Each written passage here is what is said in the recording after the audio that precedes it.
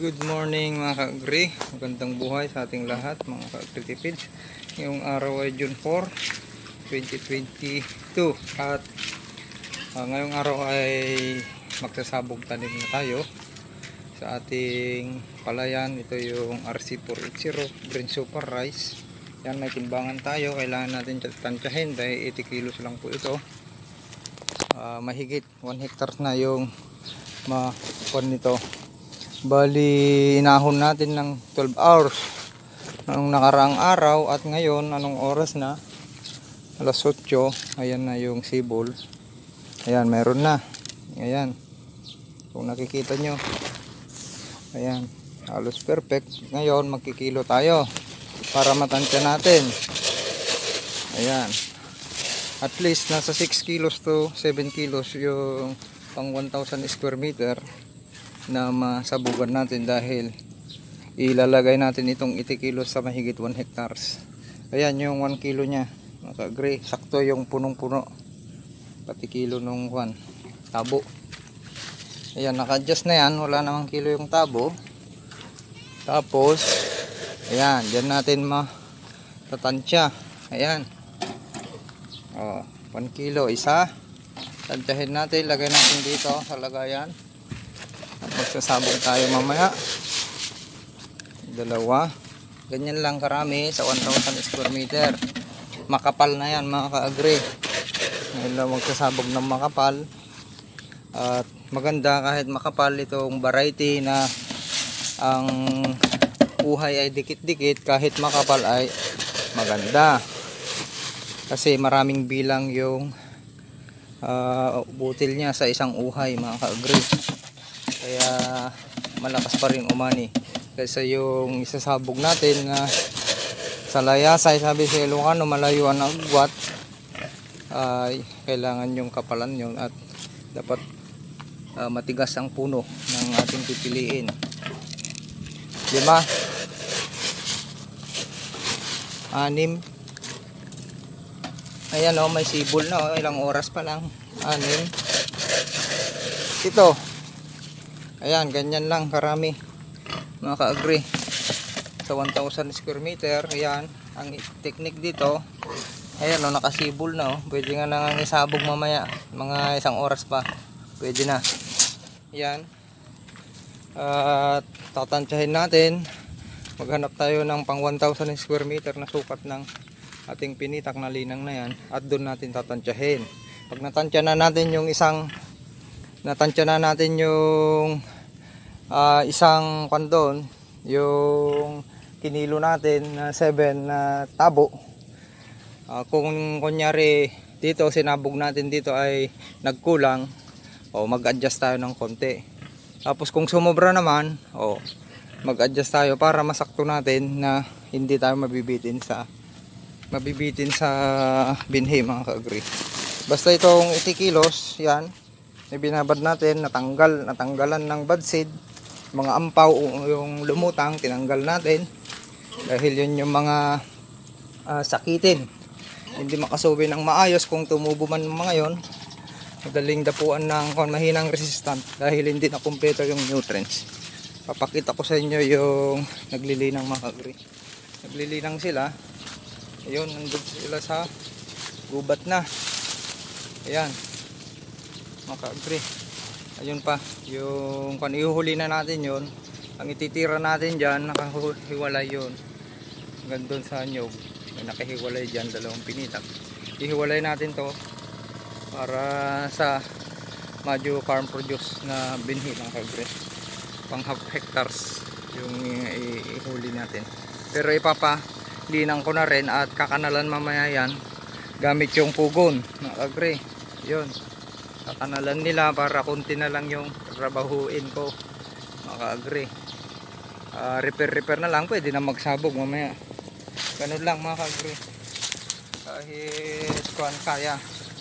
Kahit konting tao lang, mag-isa, konting tao lang, may kasama kang isa, kaya na. Basta yung kanal, marunong yung maglinang ng kanal. Sila yung taga Kasili rin sila, Malanot ang nakuha natin na yung mga taga bukid din nakatira. Yan mga ka-agree, mamaya kakanalan na yan. Okay mga ka-agree, sharing is caring tayo. At magandang buhay sa ating lahat. I-update ko kayo ulit mamaya kung ano na yung kailangan maganda yung kanal. Bali papakanalan natin yan ng 4. Yun importante yung malapit nakapalibot kasi sa atin dyan yung mga kanal. Kailangan yan na makakanalan yan kasi pag nagpatubig yung mga katabi natin at hanggang yung kanal na yun hanggang school, aapaw yan. Kailangan maganda yung pagkarin para hindi malubog yung sabog tanim natin. At kahit uulan, maganda. At least napatay na natin yung mga kuhol mga ka-agree. Yan yung binahagi ko nung nakarang araw. Okay mga ka-agree, huwag kalimutang mag-subscribe sa aking YouTube channel AgriTipid PH. Kung sa tingin nyo ay nakakatulong tayo, i-hit yung notification bell at i-share na rin at like at leave comment kung ano yung gusto nyong itanong at pag-usapan natin. Mag-agree, magandang ani sa ating lahat. Good morning mga AgriTipid. Time check 9:00. Kasalukuyang nagkakanal na itong natapos naglinang. Pinagkanal natin gamit yung kalabaw. Yan yung sinasakyan nila yung kugon mga ka-agree. Kapakita ko sa inyo. Yan, pwede nang sabugan mamaya.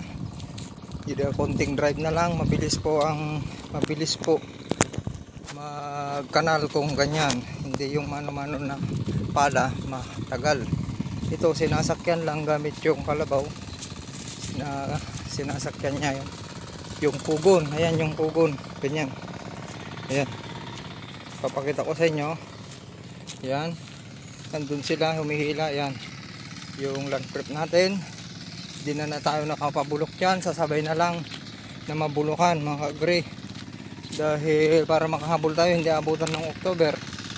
Pag nagpunla pa tayo, wala na, sayang lang mga ka-agree, abutan tayo ng October. Dahil 18 to 21 days pa yung punla, sayang lang yung gastos natin. At yung pagsabog tanim, sasabay na yung dayami dyan, yung pinagkapasan na tumubo at mga damo na habang lumalaki yung sabog tanim, tsaka sasabay na. Pero pag transplant, hindi maganda yung hindi nabulukan dahil magkakasakit. Dahil mainit yung hindi pa nabulok, hindi pa na-decompose ng mga dayami at mga damo na tumubo. Ayan, halos patapos na. Ayan, mamaya sabog tanim na lang. Bali mag-isa lang po tayo, bali 2. Tinawag natin si tatay, si biyanan ko, para mag-drive ng kasama ko magsabog tanim mamaya. Kasi hindi na natin kayanin yung oras. Pangkuhol pa ako, hindi ko natapos kahapon dahil ang lakas ng hangin.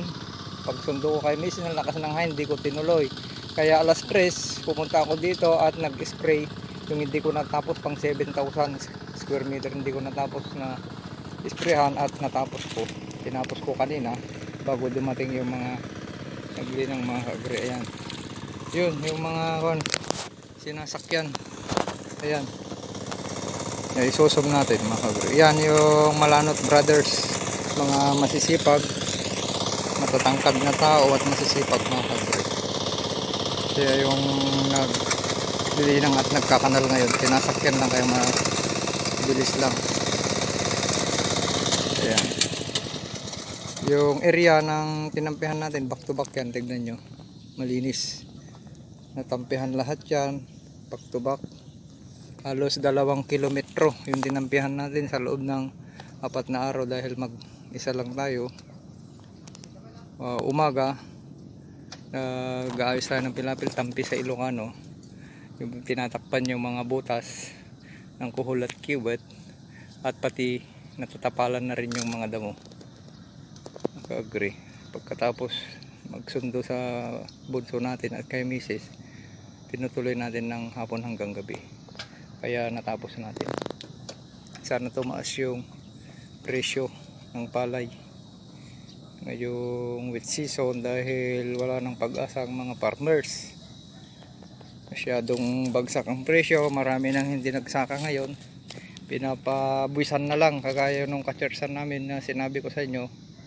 At least may itkaban siya, pinabisan na lang. Kahit irrigated yun, ayaw na niyang magsaka. Mapapagod lang daw at pinabisan na lang ng itkaban. Hanggat nag-i-import sila, wala, kawawang mga farmers, hindi nataas yung presyo. Ang mahal naman ng bigas, hindi nila napababa. Palpak yung plano nilang pababain yung bigas. Yung farm gate ang bagsak, wala na, kaya maraming titigil. Kagaya sa akin, magtitipid na lang ako. 6 abono lang ang gamitin ko dito sa 15,000 square meter. Gagamitan ko na lang ng tae, dumi ng baboy, kaya nag-alaga tayo ng baboy dyan. At nawalan tayo ng gana na magsaka kahit malakas yung inaani natin. Subukan natin ngayon, suportahan ko na lang ng foliar at organic. Yung 6 na abono na ilalagay ko, 3 times ko i-abono yon, i-mix ko na lang sa air dry ko yung tae ng baboy natin dyan at i-mix ko yung abono. Tig-2 mga ka-agree. Okay mga ka-agree, sharing tayo. Magandang buhay sa ating lahat at masaganang ani. Tuloy ang laban. Kahit na ang DA ay naging Department of Importation na mga ka-agree. Ayan o, nawalan na ng gana yung iba. Kagaya sa atin, nawalan na rin tayo ng gana na magsaka. Sana aksyonan itong natin, agriculture, pagsak, pati yung poultry, mga itlog. Wala tayong kapag-asa mga ka-agree. Okay mga ka-agree, huwag kalimutang mag-subscribe sa ating YouTube channel. At marami pa tayong pag-uusapan at marami pa akong ibabahagi sa inyo. Magandang buhay at masaganang.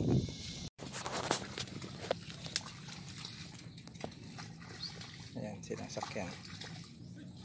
Okay.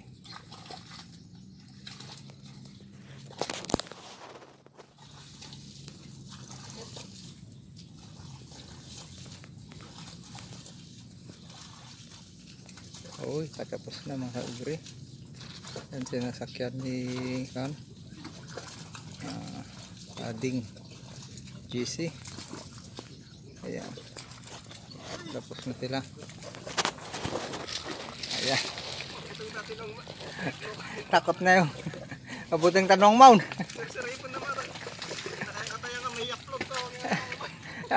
Oh, takot sa video, takot sa vlog ko. Lakad, ay nakakuha lang naman kanlugungan.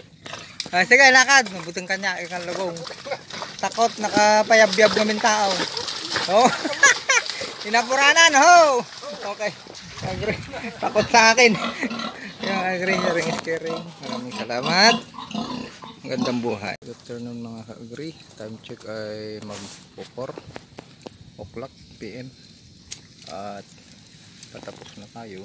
Ito yung kasalukuyang sinasabugan ng biyanan ko. Kasama ko ngayon nagsabog at nag-ayos ng kanal mga ka-agree. Ayan. Sabugan na lahat yan. Dito na tayo. Bali ang yung 80 kilos na binabad natin na binhi ng RC 480 Red Super Reset, ang natamnan niya ay may natira na lang na yun, nakahiwalay 1, 2, 3, bali more or less 3,000 yung natirang hindi nasabugan. Kaya yung 80 kilos ang nasabugan niya ay 12,000 mahigit square meter yung nasabugan niya mga ka-agree. Okay mga ka-agree, ganun lang, kaya medyo katamtaman lang yung kapal niya mga ka-agree.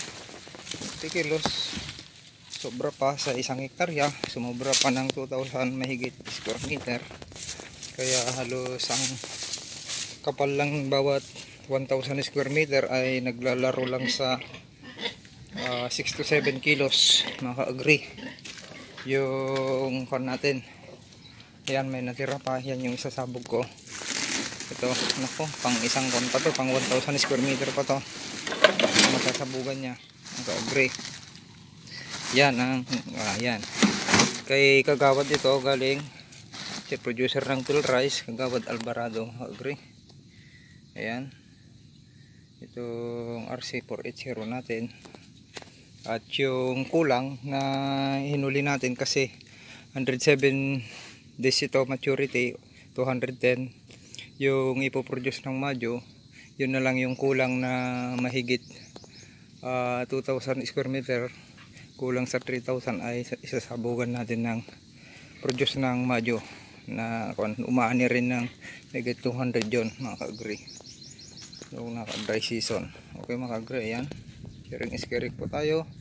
Kasagka ng ani, ang gagawin na lang natin dito ay yung mga may tubig pa ay i-drive na lang sa nakanalan mga ka-agree. Okay mga ka-agree, magandang buhay, masaganang ani. Magtipid-tipid muna tayo ngayon, pero wag naman yung ibaba yung mababa masyado yung ani. Kailangan hindi tayo malugi at may kita pa rin mga ka-agree, dahil mabigat sa bulsa ang inputs. Yan yung mga merienda natin. Mamaya magkakape tayo mamaya. Okay mga ka-agree, magandang buhay sa ating lahat. At medyo makahinga na tayo ng maluwag. Patapos na tayo at ang isusunod naman natin i-improve dahil tapos na tayo sa palay. Itong figure natin mga ka-agree.